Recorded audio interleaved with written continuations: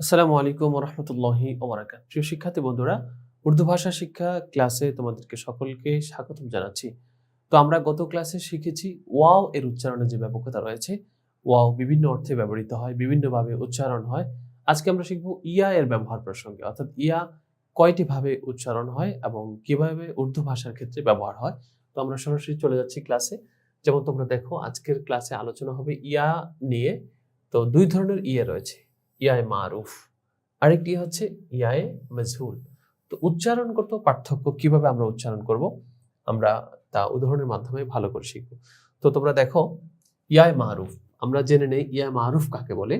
যে ইয়ায়ের উচ্চারণ বাংলা দীর্ঘিকারের মতো হয় তাকে ইয়ায়ে মারুফ বলে। অর্থাৎ উর্দু বাক্যে ব্যবহৃত হবে, শব্দে ব্যবহৃত হবে কিছু ইয়া রয়েছে যেগুলো বাংলায় দীর্ঘিকারের মতো উচ্চারণ হয়। যেমন তোমরা উদাহরণের মধ্যে দেখো হামজা ইয়াজের ই, অর্থাৎ হামজা এর সাথে ইয়ে এসেছে, তার উচ্চারণটা কি হয়েছে? দীর্ঘিকার মতো ই। তারপর দেখো হামজা ইয়েজের ই লাম সাকিন ইল। তারপর হচ্ছে ইট, হামজা ইয়েজের ই নুন টে ইট। তারপর দেখো বি, বে ইয়াজের বি, উচ্চারণটা হচ্ছে দীর্ঘিকারের মতো বীজ, বে ইয়েজের বি চে সাকিন বীজ। বিনাই, বে ইয়েজের বি নুন আলিফ হামজা ইয়ে বিনাই। আমাদের যেটা জানার উদ্দেশ্য আজকে সেটা হচ্ছে বে ইয়েজের বি, অর্থাৎ ইয়ে এর উচ্চারণটা দীর্ঘিকারের মতো হয়। যেমন দেখো তায়ের সাথে যখন ইয়ে আসে কিরকম উচ্চারণ হয়? তে ইয়েজের তি, দীর্ঘিকার, একটু দীর্ঘ সময় নিয়ে উচ্চারণ তি। তারপর দেখো তীর, তে ইয়েজের তি রে সাকিন তীর। যেমন তিতার, তে ইয়েজের তি তে রে তিতার। তাহলে আমরা জানলাম যে তে এর সাথে যখন ইয়ে আসে উচ্চারণটা কেমন হয়। আমরা আরো কিছু উদাহরণ জেনে নেই। যখন শব্দের সাথে ইয়া আসে এবং সেই ইয়াটি ইয়ায় মারুফ হয়, তার উচ্চারণটা কেমন হয়। যেমন তোমরা দেখো নুনের সাথে যখন ইয়ায় মারুফ আসবে উচ্চারণটা দীর্ঘিকার মতো নুন ইয়েজের নি। তারপর দেখো নিম, নুন ইয়েজের নি মিম সাকিন নিম। তারপর দেখো নিন্দ, নুন ইয়েজের নি নুন দাল নিন্দ। মি, মিমের সাথে যখন ইয়ায় মারুফ আসে উচ্চারণটা ম দীর্ঘিকার মি হয়, যেমন মি। মির, মিম ইয়েজের মি রে সাকিন মির। তারপর দেখো মিনা, মিম ইয়েজের মি নুন আলিফ মিনা। তারপর দেখো সিনের সাথে যখন ইয়ায় মারুফ আসে উচ্চারণটা স দীর্ঘিকার শি আমরা লিখেছি।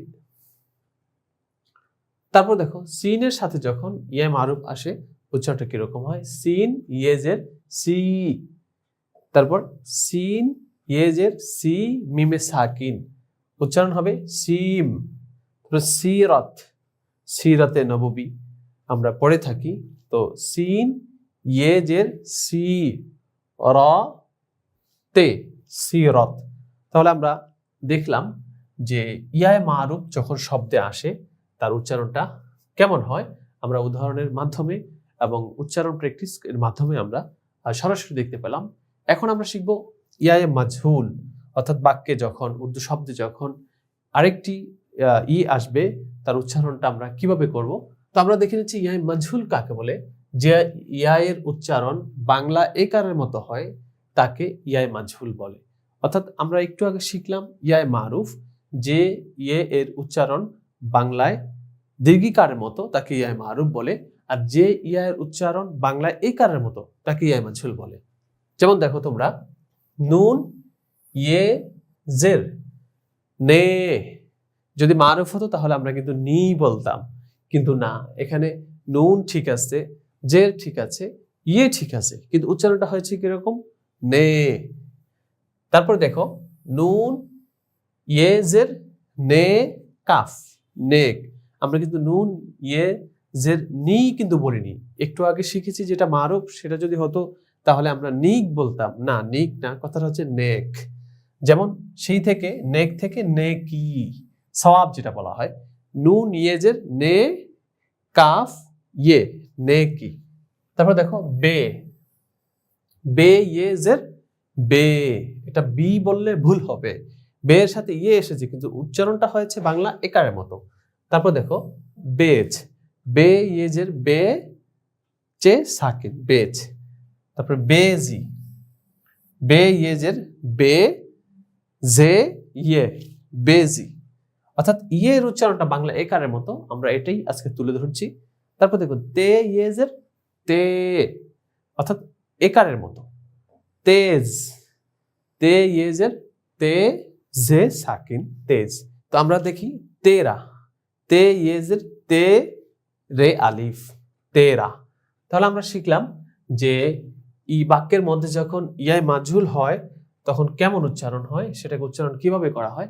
আমরা আরো কিছু ইয়ায় মাজহুল সম্বন্ধে জেনে নেব উদাহরণের মাধ্যমে। যেমন দেখো হামজা ইয়েজের এ, হামজা ইয়েজের এ, কাফ সাকিন, এক। এটা কিন্তু ইক হবে না। আমরা মনে হয় যে এটা উচ্চারণ করি, ভালো লাগে আমাদের কাছে, হামজা ইয়েজের ই, না না, এটা ভুল হবে, এক হবে। যেমন আমরা বর্ণমালা আমরা যখন আদদ সংখ্যা শিখবো তখন আমরা শিখবো এক, দো, তিন, তো সেখানে ইক উচ্চারণ করা এটা ভুল হবে, এক। তারপর দেখো এডি, হামজা ইয়েজের এ, রে, ইয়ে, এডি। তারপর দেখো মিম ইয়েজের মে, মি হবে না কিন্তু, মিম ইয়েজ জবর জের মে, খে সাকিন, মেঘ, মেরি, মেরি মানে আমার। তো মিম ইয়েজের মে, রে ইয়ে সাকিন, রে জের ইয়ে সাকিন, মেরি। তো দেখো আরো কয়েকটি শব্দ রয়েছে। সিন ইয়েজের সে, বাংলা একারের মতো উচ্চারণ, সেব, এক প্রকারের ফল। সিন ইয়েজের সে, বে সাকিন, সেব। সেন্ট, সিন ইয়েজের সে, নুন টে সাকিন, সেন্ট। তাহলে আমরা ইয়া এ মাজহুল এর উচ্চারণ কেমন হয় আমরা শিখতে পেলাম। প্রিয় শিক্ষার্থী বন্ধুরা, তাহলে আজকে আমরা শিখলাম যে শব্দের মাঝে যখন ইয়া আসে, ইয়া এর ব্যবহার হয়, কয়টি পদ্ধতিতে ইয়া ব্যবহার হয় আমরা জানতে পারলাম। ইয়ায় মারুফ এবং ইয়ায় মাজহুল। একটি ইয়া হচ্ছে দীর্ঘিকারের মতো উচ্চারণ, আরেকটি ইয়া হচ্ছে একারের মতো উচ্চারণ। আল্লাহ তাআলা আমাদের সকলকে ভালোভাবে উচ্চারণ শিখার তৌফিক দান করেন, আমিন।